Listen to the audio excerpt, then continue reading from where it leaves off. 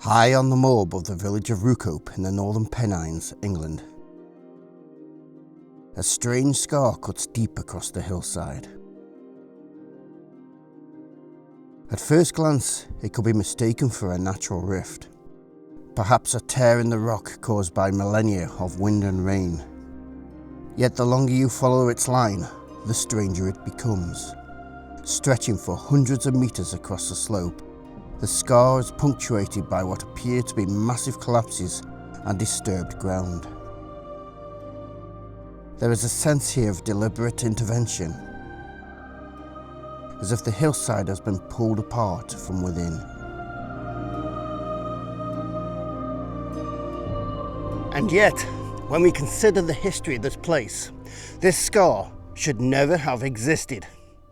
Had events unfolded slightly different, this moorland would have remained untouched, a quiet stretch of natural upland. Its existence raises fundamental questions. What carved this scar? And why does it show signs of catastrophic collapses, as if the earth within had been undone? Standing on this hillside today, the landscape presents a peculiar mix of natural and artificial features. Long banks of earth and rock line the hillside, evidence of industrious hands manipulating the land for their needs. Shallow hollows mark places where the ground has appeared to have sunk inwards, leaving a patchwork of depressions and ridges that hint at hidden spaces below. These surface features conceal a hidden story. Beneath a vast network of tunnels and shafts dating back to the late 1700s, where men risked their lives to extract wealth from this land. This scar is not just a mark on the surface, it is the visible trace of human endeavour reaching deep underground, an imprint of a long-forgotten industrial heartbeat. This is Rails and Revolutions. The history that built us, the forces that shaped us.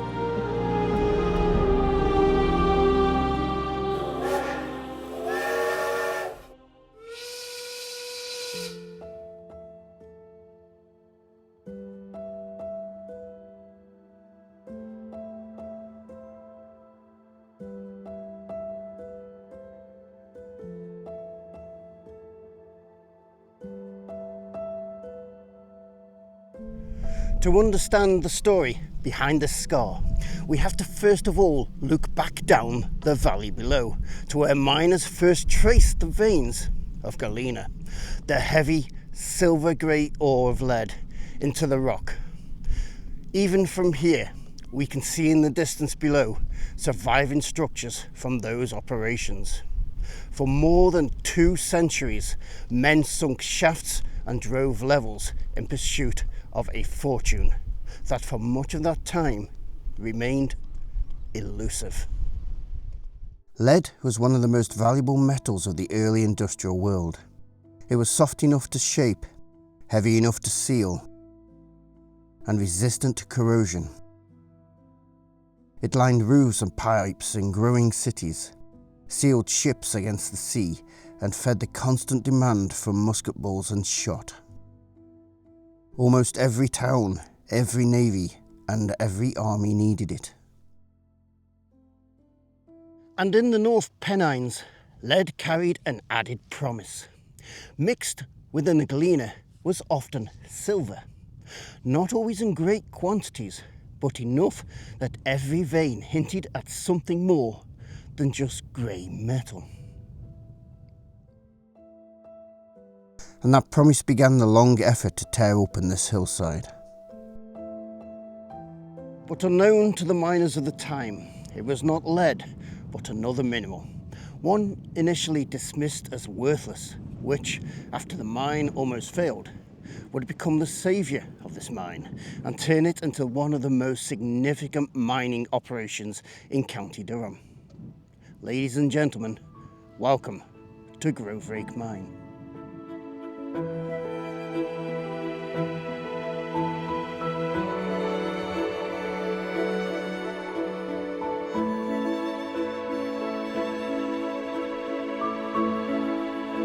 Walking across the mine yard today, the remains of surface buildings are still scattered across the hillside. Their ruined walls quietly outlining what was once a busy industrial settlement.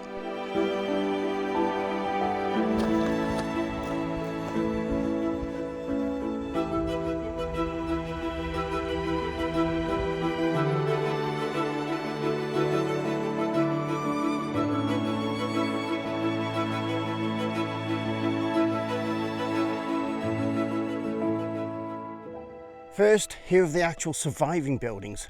We find the old stable block, dating back to the earlier lead workings of the mine.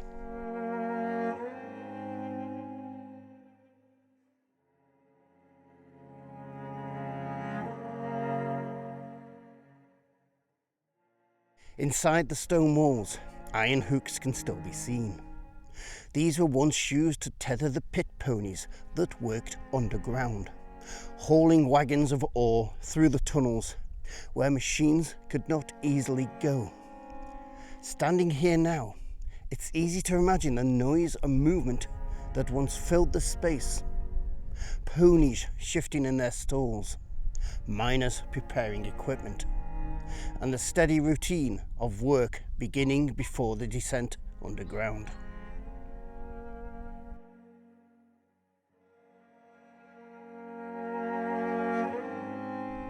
Above the stable area are the remains of another floor.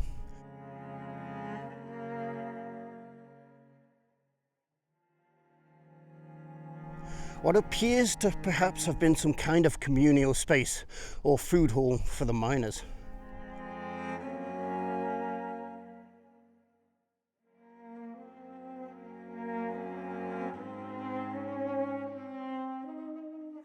Only fragments survive today, but the layout suggests a place where men would have gathered to eat, rest and warm themselves between shifts in the cold Pennine air.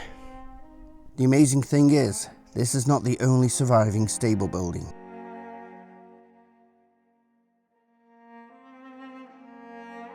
Across the other side of the yard we find yet another, this one having not survived the ravages of time so well.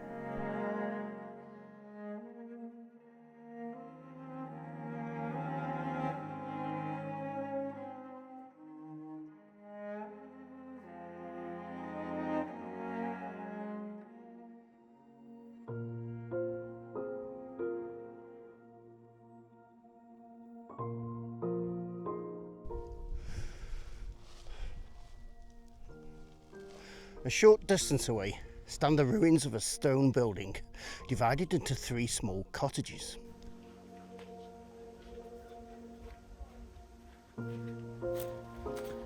Their stone walls remain, but the roofs have long since collapsed, leaving the interiors open to the sky.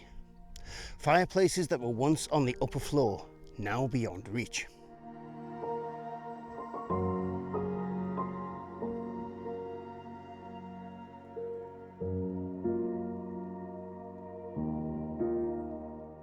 These buildings once provided accommodation for some of the miners working here, allowing them to stay close to the mine during the week, rather than making the difficult journey across the moor each day.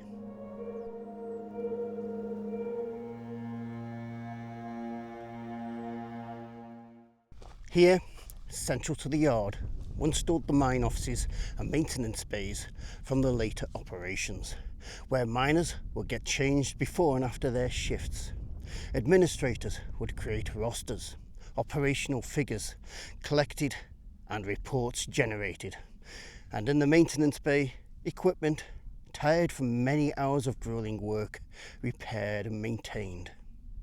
Unfortunately, the remains of this building had to be demolished in November of 2015 after a fire caused serious damage and the building became unstable. The story of Grove Rake begins long before the first shaft was ever sunk, extending back hundreds of millions of years into the deep history of northern England. Around 300 million years ago, this region lay close to the equator, submerged beneath a warm tropical sea teeming with marine life. Instead of the windswept moorland and quiet valleys we see today, layers of shells, sand and mud slowly accumulated on the seabed. Over immense spans of time, these sediments compacted and hardened, eventually forming the thick bands of limestone and sandstone that now make up the hills of the Northern Pennines. But the story of the rock did not end there. The Earth's crust continued to shift, stretching and fracturing under immense tectonic forces. Instead of simply bending, the rock often snapped, creating cracks that sometimes ran for miles beneath the surface. These fractures would later guide the hands of miners, forming the veins or rakes that they would follow in search of minerals. In geological terms, these fractures acted almost like a plumbing system within the earth, channeling hot, mineral-rich fluids through the rock. As these fluids cooled, crystals formed along the walls. First, lead minerals, followed by quartz, calcite, pyrite, and fluorspar. Fluorspar was initially ignored by miners as a gangue material, unwanted in itself but entwined with the lead ore. When miners eventually traced these veins through the great limestone, they followed the line with diligence, working through the rock and managing the gangue materials to access the lead ore more efficiently. The veins were never straightforward. They twisted and split, sometimes vanishing entirely, only to widen unexpectedly into rich mineral chambers. Sometimes the vein provided in abundance. Sometimes it became almost absent. Yet this unpredictability would shape every subsequent stage of the mine's history.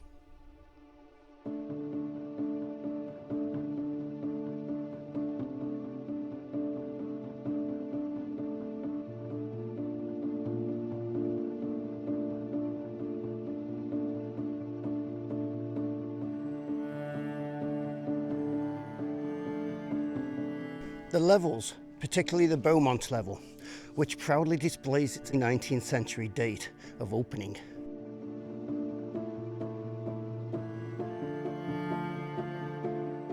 and the mid-20th century Rake level, which sits beside it, which we will discuss more later, was central to the mine's development. These levels were driven into the hillside, allowing miners to follow the mineral veins directly through the rock. Instead of hauling everything vertically up a shaft, ore could be moved along these passages, sometimes for hundreds of meters, straight into the surface. The Beaumont level represents the earliest phase of the mine, when companies were still searching for profitable deposits of lead. It was named after the Beaumont Company, a powerful concern that operated several lead mines across the Northern Pennines. Beside it lies Rake level, which takes its name from the great mineral fracture running through the hillside. In northern mining language, a rake simply meant a vein of mineral cutting through the rock. This particular fracture, the Grove Rake vein, runs for hundreds of meters across the slope. The extraction of ore from this vein is the process that created the long scar we first saw from the air. By driving the rake level directly along this fracture, miners could reach sections of vein that earlier workings had missed, opening vast chambers within the hill. Over time, the same veins were exploited, first for lead with fluorspar managed as gangue, later for the growing demand for industrial fluorspar, but always as a single evolving mining operation. Beneath this quiet moorland, one continuous mine unfolded along the fractures, shaped by geology, human ingenuity, and the minerals they sought. Not far from these levels, a rectangular concrete cap marks the top of one of the mine's main shafts.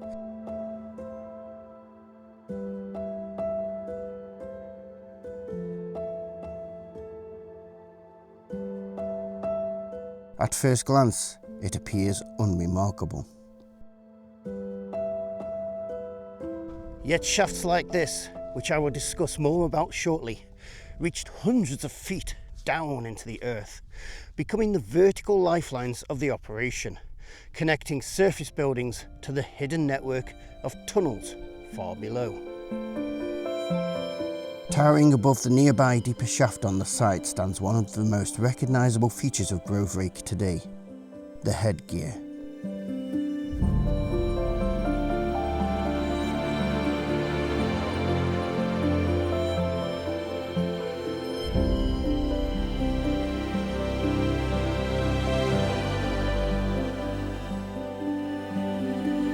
The frame itself was bought here during the later Fluorspar era by British Steel to service the deep shaft as the mine expanded.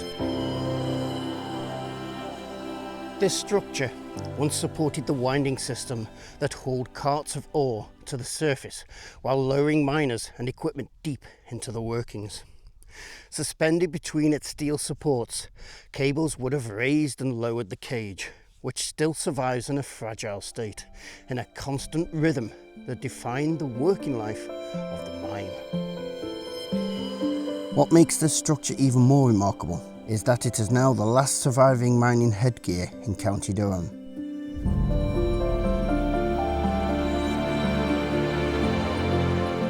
And the only one left standing across the Northern Pennines.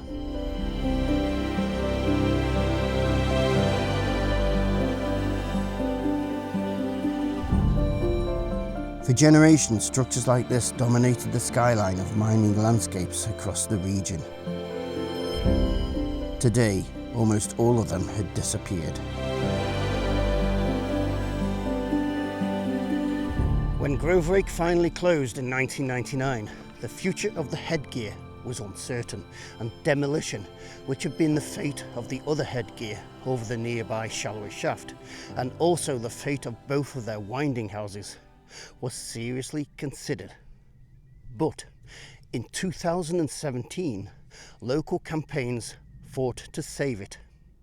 Today, it remains standing here on the hillside above Rookhope, preserved as a landmark of the region's mining heritage. Seen against the open Pennine sky, its tall steel frame feels almost out of place in the quiet landscape. Yet it stands as a skeletal reminder of the industry that once transformed this moorland, and of the generations of miners who descended through the shaft beneath it in search of the minerals hidden deep within the rock.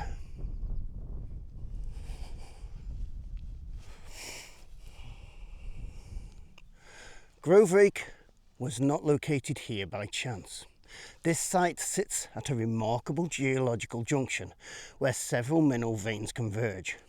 The Grove Rake vein intersects other major features, including the Green Clough and Red veins, while the Birchree pasture vein approaches this point beneath the hillside. For miners in the North Pennines, places where veins intersect were always considered promising ground. Industrial mining began here in the 18th century, but the first large-scale development came in the late 1810s, when the Beaumont company began serious operations. Engineers sank the major shafts, pushing through layers of rock until they reached the Great Limestone. Sinking a shaft to such depths in the early 19th century required enormous effort. Men, armed with picks, hammers, and blasting powder, carved their way downward through solid stone. Timber supports had to be installed to prevent collapse, while buckets of waste rock and water were hauled to the surface using winding engines. These early workings focused on lead ore, but even with the promising geology, results were inconsistent. Compared with other North Pennine mines, Grove Rake never produced particularly large quantities of lead. When the Weardale Lead Company took over the mine in the mid-19th century, They continued extracting lead and began experimenting with the other mineral, initially considered worthless, fluorspar. Although fluorspar had long been present alongside the lead ore, it was initially regarded as a gangy material that simply surrounded the lead and was discarded during processing. But in the late 19th century, the industrial world began to change. The emerging steel industry needed fluorspar as a flux, helping to remove impurities from molten metal and producing stronger, more workable steel. At the same time, chemical manufacturers were finding uses for this material in new processes, including the production of hydrofluoric acid. Suddenly, what had once been ignored became economically valuable.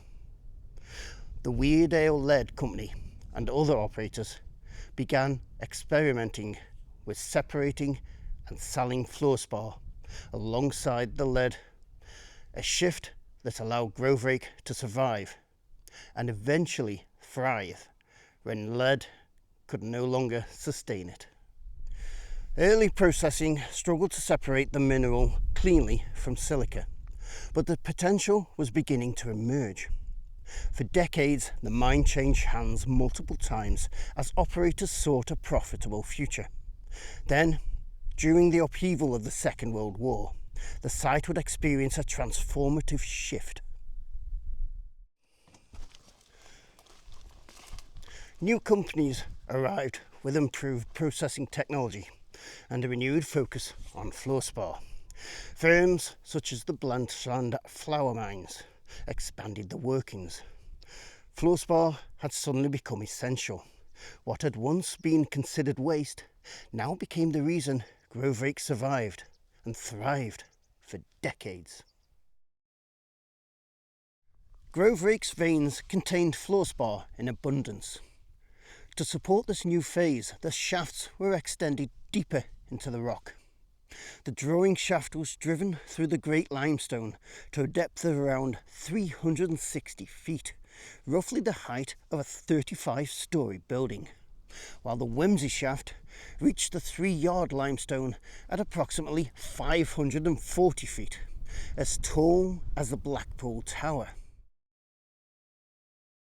From these shafts, tunnels spread outwards along the mineral veins, connecting levels, inclines, and underground haulage routes that ran for miles beneath the moor. For the miners, these depths were more than numbers. Descending into the drawing or Whimsy shafts meant stepping into near complete darkness, breathing the cold, damp air, knowing that each pick and swing of the hammer carried the risk of collapse or injury. The sound of wheels on rails, distant echoes of shouts, and the clatter of ore being hoisted to the surface were the pulse of a hidden world beneath the moor. Further along the hillside lies the entrance to another tunnel.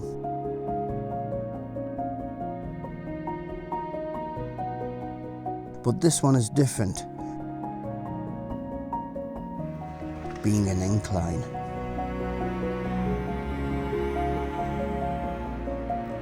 Unlike the levels previously described, this was not a horizontal passage, but a long sloping tunnel, descending steadily into the deeper workings.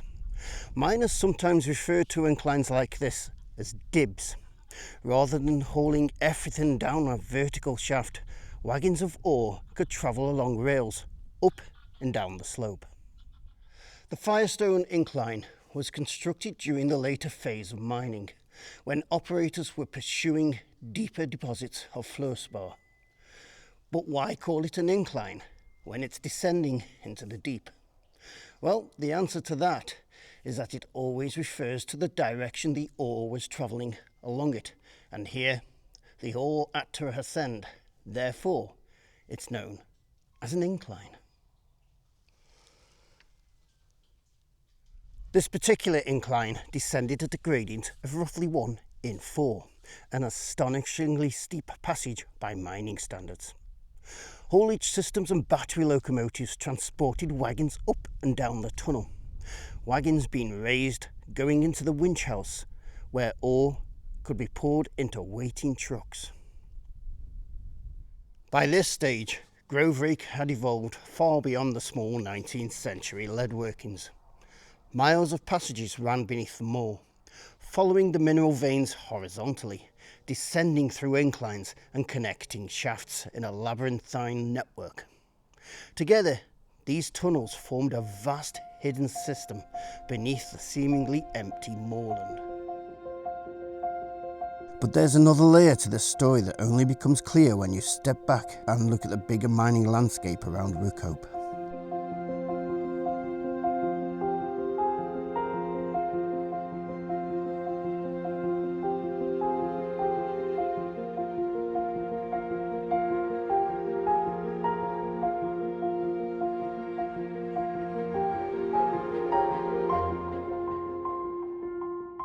The shafts, levels and declines at Grove Rake were functionally connected to neighbouring operations, such as Fraser's Hush Dib, which descended here, but has since been backfilled and landscaped.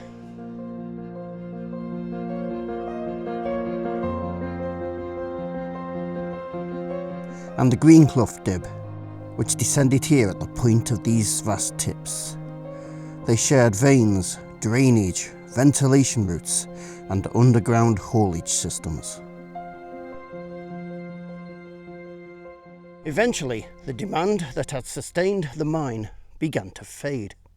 Global markets shifted, cheaper minerals arrived from overseas, and the industrial system that had once revived Grove Rake gradually declined. For over 2 centuries, miners pursued veins beneath these hills. Mining continued until the final years of the 20th century, with the last workings closing in 1999. With that closure, one of the final chapters of large-scale mining in the Northern Pennines came to an end. Today, the tunnels are silent, the miners are gone, and the machinery long removed. Yet the moor still bears the marks of what happened here. Collapsed workings tracing the mineral veins. Ruined buildings marking where people once lived and worked.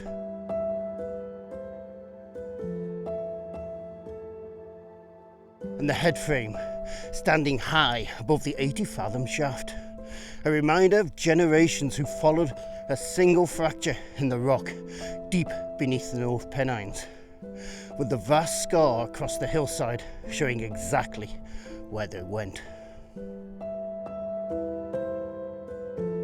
Grove Rake was more than just tunnels, minerals or buildings. It was hope, perseverance and the quiet endurance of people confronting both the earth and their own limits.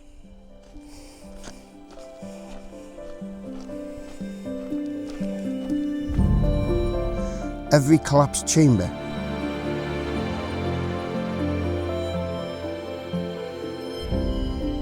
every ruined building tells a story of risk and ingenuity. In tracing the veins beneath the North Pennines, we've glimpsed how human ambition can bend the landscape itself, leaving traces that endure long after the miners are gone. This reminds us that history isn't just in books or records. It survives into the present, in the scars of the land, and the physical ruins of these endeavours.